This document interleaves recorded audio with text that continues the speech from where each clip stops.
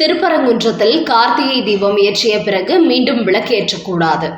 அப்படி ஏற்றினால் நாட்டை ஆளும் அரசனுக்கு பேராபத்து ஏற்படும்.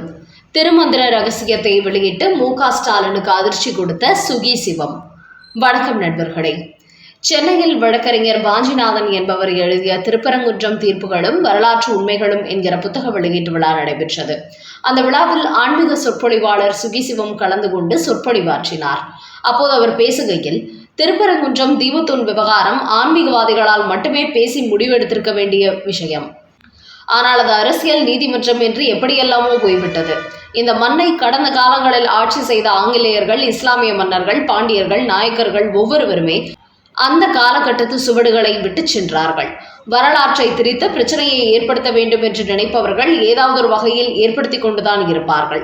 முக்கியமாக திருப்பரங்குன்றம் மலையில் உள்ள தீபத்தூணில் கார்த்திகை தீபம் ஏற்றிய பிறகு இன்னொரு விளக்கை ஏற்றி வைக்க முடியாது. அப்படி அங்கு இன்னொரு தீபம் ஏற்றினால் நாட்டை ஆளக்கூடிய அரசனுக்கு ஆகாது, பேராபத்து ஏற்படும் என்று திருமந்திரத்தில் ஒரு குறிப்பு சொல்லப்பட்டிருக்கிறது. மேலும் ஒரு நீதிபதி மரண தண்டனை விதித்த பிறகு அந்த வழக்கு சம்பந்தப்பட்ட மேல்முறையீட்டில் தனிப்பட்ட முறையில் அவர் கோபப்பட்டு அதே குற்றவாளி உருவ பொம்மையை எரிப்பாரா என்று கேள்வி எழுப்பியுள்ள சுகி சிவம், நீதிபதிகள் யாராக இருந்தாலும் வழக்குகளில் தனிப்பட்ட விருப்பு வெறுப்புகளை காண்பிக்க கூடாது. அதோடு என்னை பொறுத்தவரை திருப்பரங்குன்றம் மலை முருகன் மலையா, சிக்கந்தர் மலையா, சமணர் குன்றா என்றெல்லாம் பேச வேண்டிய அவசியம் இல்லை. இந்த சர்ச்சைகளுக்கு அப்பாற்பட்டு அந்த மலையை இயற்கையின் பேரழகு கொண்ட மலை என்று நாம் கருத வேண்டும். இந்த திருப்பரங்குன்றம் மலையை பொறுத்தவரை 2300 ஆண்டுகளுக்கு முன்பு சமணர்களால் பயன்படுத்தப்பட்டு அதன் பிறகு சைவர்கள், நாயக்கர்கள், இஸ்லாமியர்களின் கட்டுப்பாட்டுக்கு மாறியது. என்னை பொறுத்தவரை வரலாற்றை அதன் போக்கில் ஏற்றுக்கொள்ளும் பட்சத்தில் எந்த ஒரு பிரச்சனையும் ஏற்படாது. அதை திரிக்க நினைக்கும் போதுதான் குழப்பங்களும் பிரச்சனைகளும் வெடிக்க தொடங்கிவிடும். தமிழ்நாட்டில் பிரம்மச்சாரியாக கருதப்படும் முருகப்பெருமான் காதல் தலைவராக கொண்டாடப்படுகிறார். ஆனால் இதே முருகப்பெருமான் வடநாட்டில் ஸ்கந்த வழிபாட்டு கடவுளாக திகழ்கிறார். இப்படி இருந்தவை ஒரு கட்டத்தில் இரண்டுமே இணைந்து ஒன்றாகிவிட்டன என்று கூறிய சுகி சிவம், ஆகம விதிகளின்படி மலை உச்சியில் ஏற்றப்படும் தீபம் ஒன்றே பரம்பொருளாகும். ஆனால் இரண்டாவது தீபத்தை ஏற்றுவது தத்துவ ரீதியாக கடவுளை பிளவுபடுத்துவதற்கு சமம் என்றுதான் கூறப்பட்டுள்ளது. உங்களுக்கெல்லாம் யாரை பிடிக்கவில்லை என்று எனக்கு தெரியாது. ஆனால் மரபு மீறினால் அது ஆட்சியாளர்களுக்கு மிகப்பெரிய பாதிப்பை ஏற்படுத்தும் என்று அழுத்தமாக அவர் பதிவு செய்திருக்கிறார்.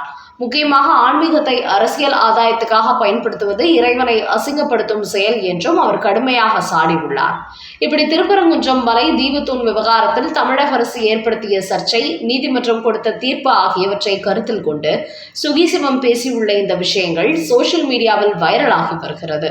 குறிப்பாக ஆகம விதிகளின்படி மலை உச்சியில் ஏற்றப்படும் தீபமே பரம்பொருள் என்று அவர் கூறியிருக்கிறார்.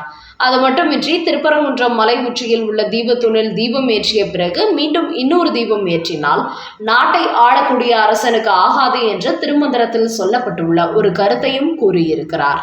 அதையடுத்து இது போன்ற விஷயங்களை கருத்தில் கொண்டுதான் திமுகவினர் ஏற்கனவே கார்த்திகை தீபம் வழக்கமாக ஏற்றக்கூடிய தீபத்தூணில் ஏற்றப்பட்ட நிலையில் மலை உச்சியில் உள்ள தீபத்தூணில் இன்னொரு முறை கார்த்திகை தீபம் ஏற்ற வேண்டும் என்று நீதிபதிகள் உத்தரவிட்ட பிறகும் அப்படி இன்னொரு தீபம் ஏற்றினால் நாட்டை ஆளும் அரசனாகிய முதலமைச்சர் மு.க.ஸ்டாலினுக்கு ஆபத்து ஏற்படும் என்பதால் தானோ என்னவோ தொடர்ந்து திமுக இதற்கு எதிராக செயல்பட்டு வருகிறது. குறிப்பாக தாங்கள் ஆன்மீகத்துக்கு எதிரானவர்கள், இந்து மதத்திற்கு எதிரானவர்கள் என்று திமுக சொல்லிக் கொண்டாலும் இந்த சாஸ்திர சம்பிரதாயங்களில் சொல்லப்பட்டுள்ள விஷயங்களுக்கு அவர்கள் பயந்து நடுங்கிக் கொண்டுதான் கிடக்கிறார்கள் என்பதையே இது போன்ற விஷயங்கள் வெளிப்படுத்துகின்றன என்று பலரும் இது குறித்து தங்களது கருத்துக்களை பதிவிட்டு வருகிறார்கள். அடுத்த செய்தி. ஈரானை காலி செய்ய எங்களுடன் வாருங்கள், உலக நாடுகளுக்கு அழைப்பு விடுத்த இஸ்ரேல் அதிபர். அமெரிக்கா, இஸ்ரேல், ஈரான் நாடுகளுக்கு இடையே தொடர்ந்து ஏவுகணை தாக்குதல் நடைபெற்று வரும் நிலையில் இஸ்ரேல் நாட்டின் அணு ஆராய்ச்சி மையத்தை நோக்கி ஈரான் செலுத்திய ஏவுகணை வீச்சு காரணமாக நூற்றுக்கணக்கானோர் காயமடைந்துள்ளார்கள். அங்குள்ள ஒரு கட்டிடம் தரைமட்டமாக்கப்பட்டுள்ளது. தங்கள் நாட்டு அணுசக்தி மையத்தின் மீது இஸ்ரேல் தாக்குதல் நடத்தியதால் அதற்கு தாங்கள் பதிலடி கொடுத்திருப்பதாக ஈரான் அறிவித்திருக்கிறது. அதோடு ஹார்மூஸ் ஜலசந்தியை ஈரான் முடக்கி வைத்திருப்பதற்கு எதிராக அமெரிக்க அதிபர் தற்போது ஒரு எச்சரிக்கை செய்தி வெளியிட்டிருக்கிறார். அதில் 48 மணி நேரத்தில் ஹார்மூஸ் ஜலசந்தியை ஈரான் திறந்துவிட வேண்டும். அப்படி திறக்க மறுத்தால் அந்நாட்டின் மின் உற்பத்தி நிலையங்கள் மீது தாக்குதல் நடத்தி தரைமட்டமாக்குவோம் என்று எச்சரித்திருக்கிறார். இதன் மூலம் அமெரிக்கா தற்போது நேரடி போருக்கு தயாராகிவிட்டது தெரிய வந்துள்ளது. இந்த நேரத்தில் கச்சா எண்ணெய் விலையும் கிடுகிடுவென்று உயரத் தொடங்கி இருக்கிறது. என்றாலும் ஈரானும் விடவில்லை. எங்கள் நாட்டின் மீது தாக்குதல் நடத்தினால் வளைகுடா நாடுகளில் அமெரிக்காவுடன் தொடர்புடைய எரிசக்தி, தகவல் தொழில்நுட்பம் மற்றும் குடிநீர் சுத்திகரிப்பு நிலையங்களை நாங்கள் தாக்குவோம் என்று எச்சரித்துள்ளது.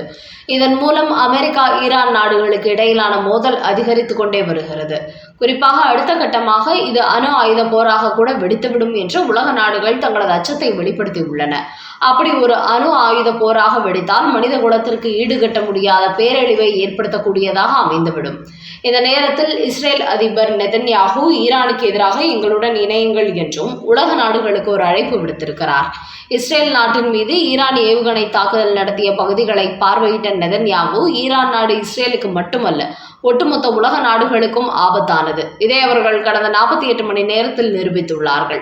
எங்கள் நாட்டின் மீது உள்ள புனித தலங்களை குறிவைத்து அவர்கள் தாக்குதல் நடத்துகிறார்கள். அதோடு தற்போது பொதுமக்கள் வசிக்கும் பகுதிகளை குறிவைத்து தாக்க தொடங்கிவிட்டார்கள். அந்த அளவுக்கு தற்போது ஈரானின் நோக்கம் அப்பாவி மக்களை கொன்று குவிப்பதாக மாறியுள்ளது. குறிப்பாக ஹார்மூஸ் ஜலசந்தியை அடைத்து வைத்து ஒட்டுமொத்த கடல் வழி போக்குவரத்தை நிறுத்தி உலக நாடுகளையே மிரட்டுகிறார்கள். அதனால் அனைத்து நாடுகளும் இதற்கு முற்றுப்புள்ளி வைக்க முன்வர வேண்டும்.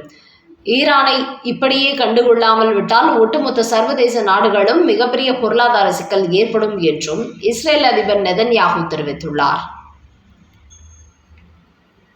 அடுத்த செய்தி. 80 வயது நாகர்கோவில் எம்எல்ஏவை ஓரங்கட்டுகிறதா பாஜக? டெல்லி சென்றும் பலனில்லாமல் வேதனையுடன் திரும்பிய எம்.ஆர். காந்தி. நாகர்கோவில் தொகுதியில் பாஜகவின் எம்எல்ஏவாக இருப்பவர் எம்.ஆர். காந்தி.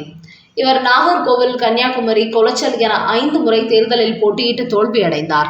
இந்த நிலையில் கடந்த 2021 சட்டமன்ற தேர்தலில் மீண்டும் பாஜக சார்பில் போட்டியிட்டார். அப்போது நாகர்கோவில் திமுகவின் முன்னாள் அமைச்சர் சுரேஷ் ராஜனை இவர் தோற்கடித்தார். இவருக்கென்று அந்த பகுதியில் மக்கள் மத்தியில் பெரிய அளவில் செல்வாக்கு உள்ளது. அந்த அளவுக்கு மக்களுக்கு ஒரு சிறிய பிரச்சனை என்றாலும் ஓடோடி சென்று உதவி செய்யக்கூடியவர் எம்.ஆர். காந்தி. ஆனால் தற்போது காந்திக்கு 80 வயது ஆவதால் வயது மூப்பை காரணமாக கொண்டு அவர் சட்டசபை தேர்தலில் போட்டியிடுவதை தவிர்க்க பாஜக தரப்பு திட்டமிட்டு வருவதாக கூறப்படுகிறது. ஆனால் தனக்கு பிரதமர் மோடி இடத்திலும் தனிப்பட்ட செல்வாக்கு இருப்பதால் டெல்லிக்கு சென்று பாஜக தலைவர்களிடத்தில் தன்னை தமிழக பாஜகவினர் ஓரங்கட்ட நினைப்பது குறித்து அவர் முறையிட்டுள்ளார். என்றாலும் முக்கியத்துவம் வாய்ந்த மேலிட தலைவர்களை அவரால் சந்திக்க முடியவில்லையாம். இந்த நேரத்தில் அந்த நாகர்கோவில் தொகுதியை தற்போது அதிமுக கைப்பற்ற திட்டமிடுவதாக கூறப்படுகிறது. ஆனால் நாகர்கோவில் தொகுதியை பொறுத்தவரை பாஜக, காங்கிரஸ் கட்சிகள் தான் முன்னிலையில் உள்ளனர். அதிமுகவை பொறுத்தவரை அங்கு 4வது இடத்தில் தான் இருந்து விடுகிறது. அப்படி இருந்தும் இந்த எம்.ஆர். காந்தியை ஓரங்கட்டிவிட்டு அந்த நாகர்கோவில் தொகுதியை இந்த முறை அதிமுக கைப்பற்றிவிட வேண்டும் என்று எடப்பாடி பழனிசாமி தீவிரம் காட்டி வருவதாக தகவல்கள் வெளியாகியுள்ளன. ஆனால் ஏற்கனவே பாஜக வேட்பாளர் வெற்றி பெற்ற நாகர்கோவில் தொகுதியை அதிமுகவுக்கு அமித்ஷா விட்டுக் கொடுப்பாரா என்பதை வெயிட் பண்ணி பார்ப்போம்.